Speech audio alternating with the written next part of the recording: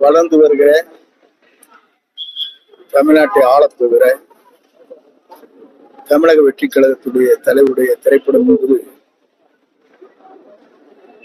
தமிழ்நாட்டில்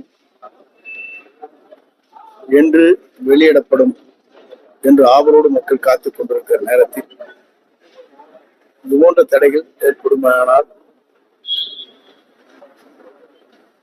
அதை ஏற்படுத்தக்கூடியவர்களுக்கு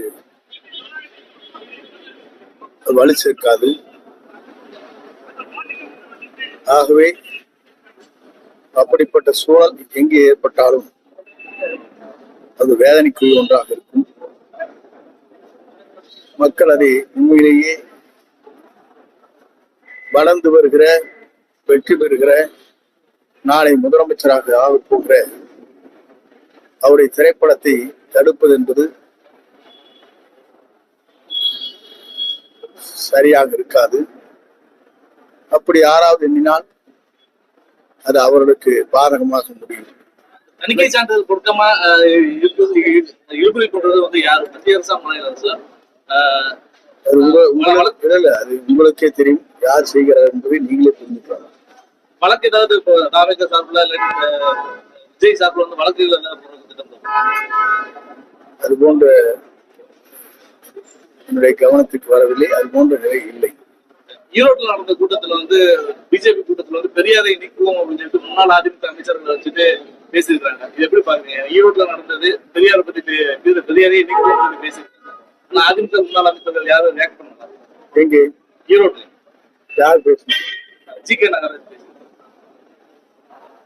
பாஜகவுடைய விவசாய அணி மாநிலம். பொதுவாக ஒவ்வொருவரும் ஒரு கருத்துக்கள் சொல்கிறார்கள். அவங்களுடைய கொள்கை தலைவர் அவர் ஒருவராக இருக்கிறார். 6 தலைவர் நான் இருக்கிறார் என்று சொன்னால் கொள்கை தலைவராக அவர் ஏற்றுக்கொண்டிருக்கிறோம். இவர்கள் கருத்துக்களை பற்றி நாம் இப்போது விமர்சனம் செய்வது இல்லை. காலம் வரும் அவர்களுக்கு மக்களே பதில் சொல்வார்.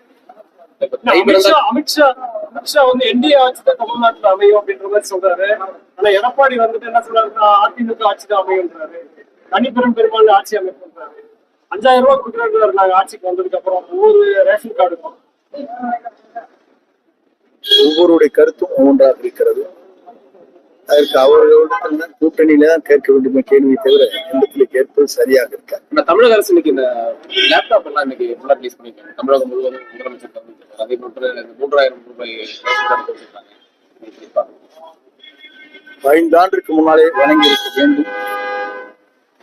5 ஆண்டுக்கு முன்னாடி படித்து முடித்த மாணவருடைய நிலை என்ன என்பதை கல்வியாளர் அத்தனை பேரும் தெரிந்து கொள்வார்கள். இப்போது கொடுப்பதை காட்டி என்றைக்கு அவர் கையிலே ஒப்படைக்க வேண்டும் ஒப்படைக்கப்பட வேண்டும். குழந்தை வளர்கிறவர் பால் ஊட்ட வேண்டுமே தவிர வளர்ந்து முடிந்ததற்கு பிறகு பால் ஊட்ட தேவையில்லை.